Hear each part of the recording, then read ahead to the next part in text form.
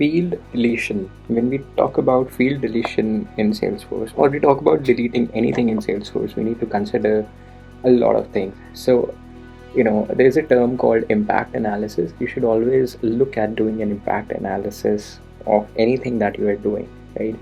So, if you're creating something, like I told you about validation rules, so always check with your developers if their code is working fine even after creating that validation rule.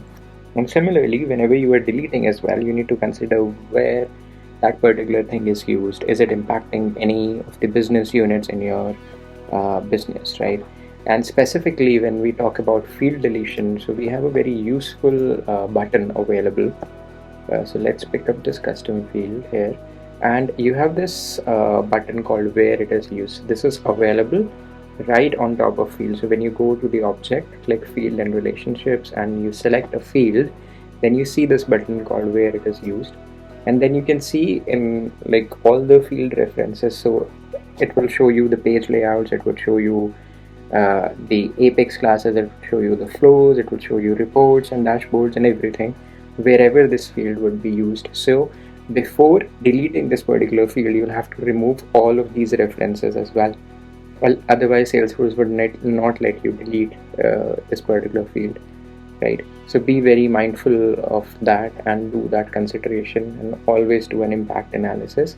So this is how you do the impact analysis. There are other tools available as well which can help you to do the impact analysis, like VS Code, where you can do download all the metadata of your org and do a research by searching the API name, and you can get to know where all it is used. Also, you can use couple of online tools like happysoup.io and Salter. They are also very useful and do a quick search for you as well. So these are the ways where you can do the field deletion considerations and any other impact analysis.